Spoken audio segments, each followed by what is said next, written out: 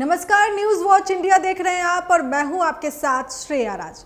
कांग्रेस नेता सचिन पायलट ने शिक्षा व्यवस्था को लेकर केंद्र सरकार पर बड़ा हमला बोला है। पायलट ने कहा कि नीट पेपर लीक जैसे मामलों ने देश की शिक्षा व्यवस्था पर गंभीर सवाल खड़े कर दिए हैं। उन्होंने दावा किया कि अभिभावक अपने बच्चों की पढ़ाई और कोचिंग पर जितना खर्च कर रहे हैं वो केंद्र सरकार के कई मंत्रालयों के कुल बजट से भी ज्यादा है। इसके बावजूद छात्रों को पारदर्शी और गुणवत्तापूर्ण शिक्षा नहीं मिल रही। सचिन पायलट ने कहा कि शिक्षा व्यवस्था में लगातार खामियां सामने आ रही है, लेकिन किसी भी जवाबदेही तय नहीं होती। उन्होंने आरोप लगाया कि पिछले 12 वर्षों में युवाओं के भविष्य के साथ खिलवाड़ हुआ है और आज देश का युवा खुद को ठगा हुआ महसूस कर रहा है।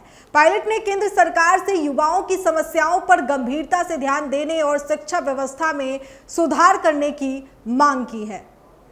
उसको देखकर स्पष्ट है कि पूरे देश में जो शिक्षा प्रणाली है, जो एजुकेशन सिस्टम है, जो कॉम्पिटिटिव एग्जाम्स का पूरा स्ट्रक्चर है, सरकार और जो निजी संस्थाएं, उस पूरे देशव्यापी जो व्यवस्था बनी हुई है उसके अंदर जो इसका शिकार होते हैं वो मध्यम वर्ग के, ग्रामीण क्षेत्र के और नौजवान जो हैं वो हमेशा इस चुंगल में फंस जाते हैं और ट्यूशन के लिए, पढ़ाई के लिए, निजी क्लासेस के लिए, मेस के लिए, अकोमोडेशन के लिए लाखों करोड़ रुपए उन मध्यम वर्ग के परिवारों की जेब से जाते हैं और बहुत सीमित स्थान के लिए इतना परिश्रम करना पड़ता है, कॉम्पिटिशन करना पड़ता है। ये व्यवहारिक नहीं है और नौजवानों को इस मानसिकता से बाहर निकालने के लिए हम पूरे देश के लोगों को सोचना पड़ेगा कि हम क्या आगे करें।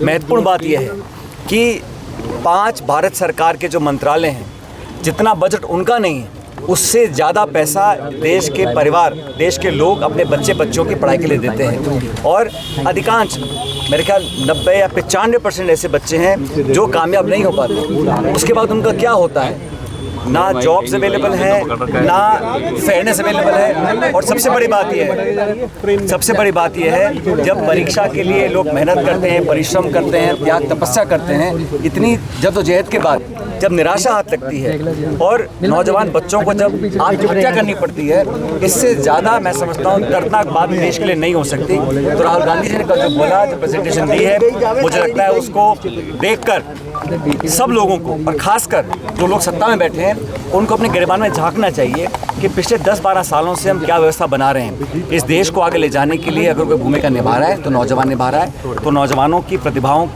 का चयन करने के लिए।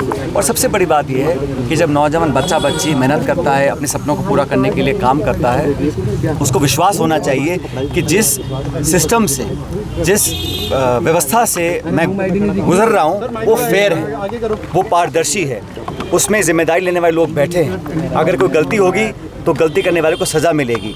कोई चोरी करेगा, करप्शन करेगा तो उसको उसका खामियाजा भुगतना पड़ेगा। दुर्भाग्यवश अब तक हमने देखा अनगिनत पेपर लीक हुए और हाल ही में जो CBSE में ऑनलाइन मार्किंग का मामला शुरू किया उसमें भी हज़ारों लाखों बच्चे प्रभावित हैं। इस पूरे मामले को देखकर हम लोग जो कार्यकर्ता हैं, जो विपक्ष के लोग हैं, हम सब लोग चाहते हैं कि देश भर में इस मुद्दे को जनता तक लेकर जाएं और जो सरकार में बैठे लोगों को मजबूर करें कि एजुकेशन सिस्टम को, प्राइवेट कॉलेजेस हैं, संस्थाएं हैं, जो इंस्टीट्यूशन ऐसे हैं जो कोचिंग कराते हैं, उन सब पर कहीं ना कहीं हम लोगों को एक चर्चा करनी पड़ेगी कि रास्ता क्या निकल सकता है। तो जैसा राहुल जी ने कल कहा और कोटा में जो माहौल हमने कल देखा, सब लोग सुनना चाहते थे कि विकल्प क्या है। आज तक जो व्यवस्था है उससे लोग नाखुश हैं, असंतुष्ट हैं। बेहतर विकल्प ढूंढने के लिए हमको जिम्मेदारी तय करनी पड़ेगी और जो लोग जिम्मेदार हैं पेपर लीक के लिए, बच्चों की आत्महत्याओं के लिए, लोगों के अरमानों पर पानी फेरने के लिए और लाखों करोड़ जो लोग अपनी जेब से खर्च करते हैं वो बिल्कुल व्यर्थ जा रहा है। उसके लिए जिम्मेदारी किसकी है ये हमको तय करना पड़ेगा।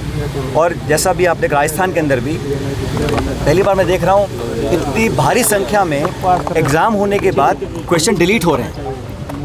पहले तो पेपर लीक हो रहा है, फिर मार्किंग में कोई पारदर्शिता नहीं है, तीसरा जो मेहनत कर जाते हैं एग्ज़ाम देने के बाद दर्जनों ऐसे सवाल हैं जो डिलीट किए जाते हैं। तो क्या सरकार के पास ऐसे लोग नहीं हैं जो एग्ज़ाम सेटर हैं, जो क्वेश्चन बनाते हैं, वो ढंग के क्वेश्चन बनाएं?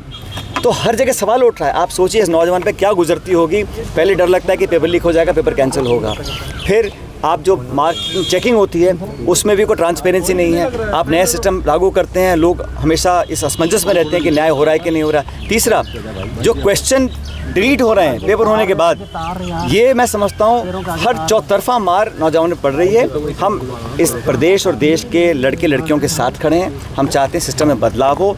इसी बात पर जो राहुल गांधी जी ने कल दिया था, मैं उम्मीद करता हूं कि इसको देखकर पूरे समाज को, देश को ये सोचना पड़ेगा कि हम आगे इसी रास्ते पर चलते रहेंगे तो हमारा जो डेमोग्राफिक डिविडेंड है, जो नौजवानों की बड़ी शक्ति देश के पास है, वो ज़ाहिर ना हो जाए, वो गलत रास्ते ना चली जाए। ये हम सबकी जिम्मेदारी बनती है।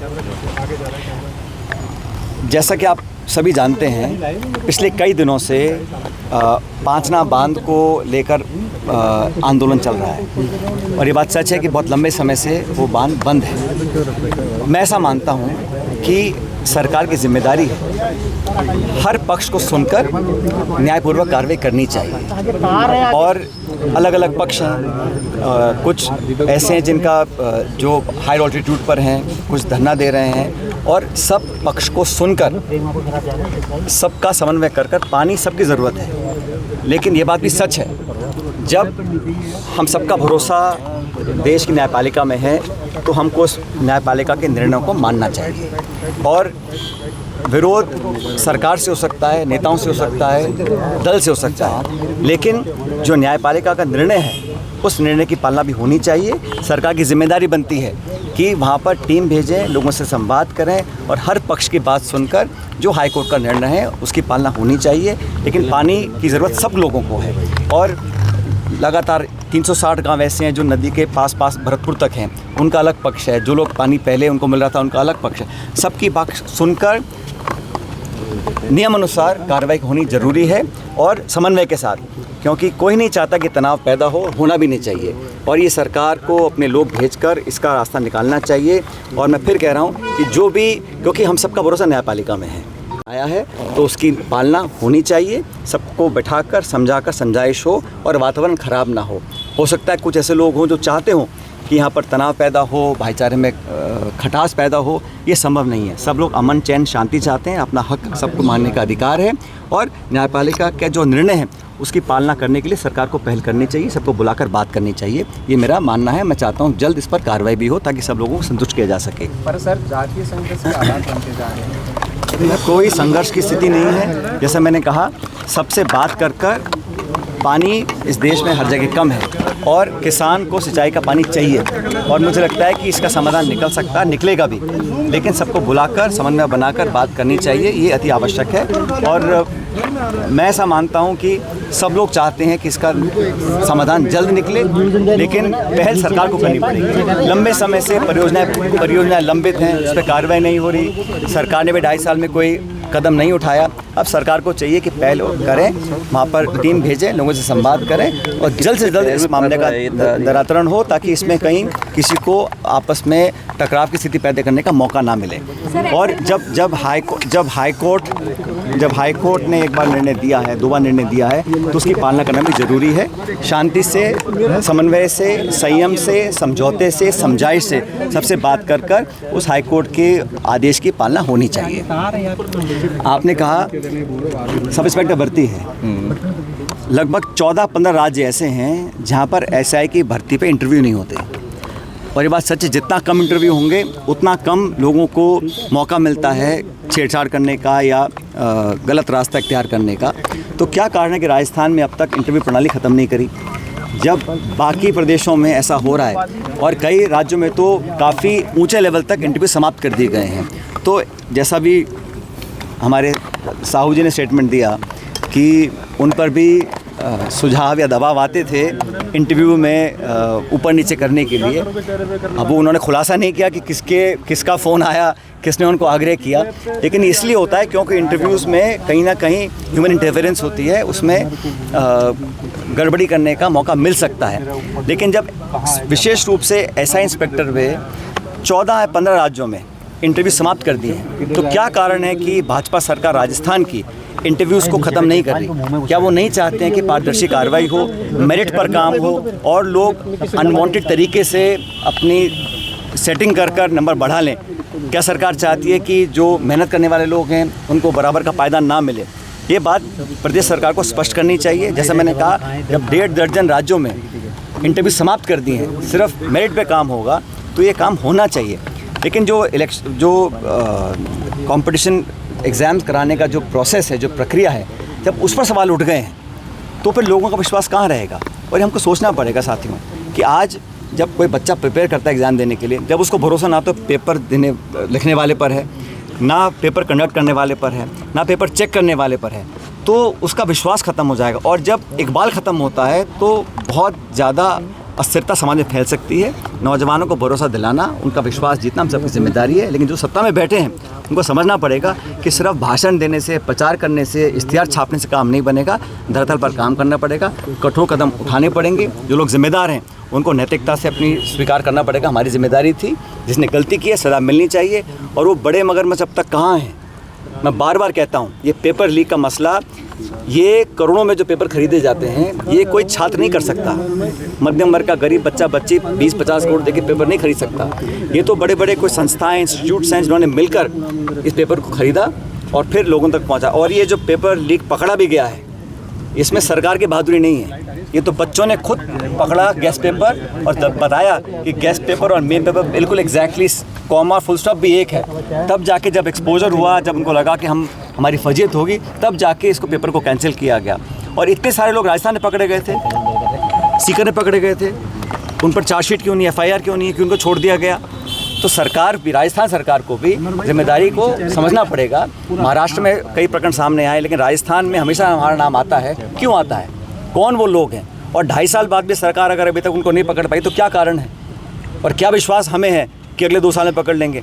तो आप जब विपक्ष में रहते हैं तो बड़े बड़े दावे करते हैं। जो लोग इन्वॉल्व हैं पेपर लीकेज में, पेपर को सप्लाई करने में, उन बड़े लोगों को कब पकड़ेंगे? किनका संरक्षण प्राप्त है? ये खुलासा करना पड़ेगा ना। जनता पूछ रही है कि आप अपनी छाती पीट रहे हैं कि हमने बहुत कामयाबी हासिल कर ली है, आपने सिर्फ कैंसिल किया और री एग्ज़ाम किया, और अब ये टेलीग्राम को बैन कर रहे हैं, अलग अलग ऐप्स को बैन कर रहे हैं। इससे क्या लाभ होगा? जिसको चोरी करनी चोरी करेगा।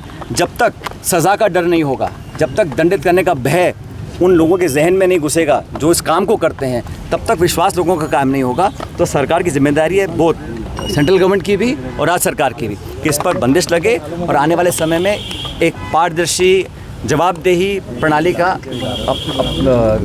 क्रियान्वयन करने का जिम्मेदारी मैं समझता हूँ दोनों सरकारों की है। Thank you sir. Thank you sir. TMC वाला टीएमसी ये जो लगातार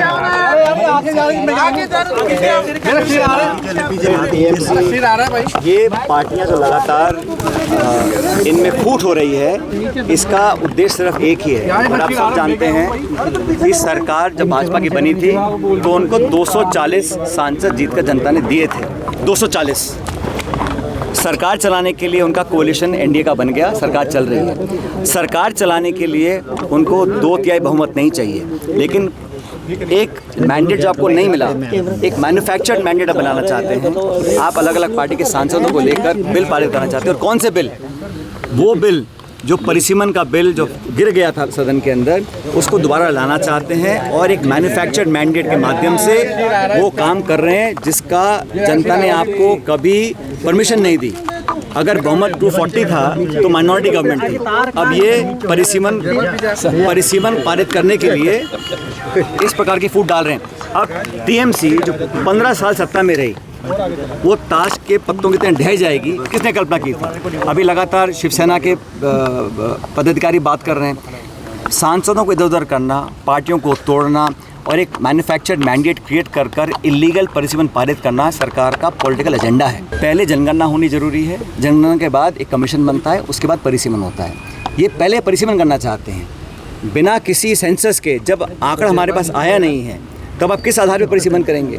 तो ये पॉलिटिकल अपना मोटिव साधने के लिए, अपना उल्लू सीधा करने के लिए सरकार कर रही है। लेकिन इस प्रकार के हथकंडे अपनाना इलीगल है, इमोरल है, अनकॉन्स्टिट्यूशनल है। और मुझे लगता है जनता सब देख रही है। सांसद यहाँ हो जाएंगे, लेकिन इस देश की मतदाता और जनता सब देख रही है कि भाजपा क्या रास्ता अपना रही है अपना पॉलिटिकल एजेंडा पूरा करने के लिए। Thank you sir.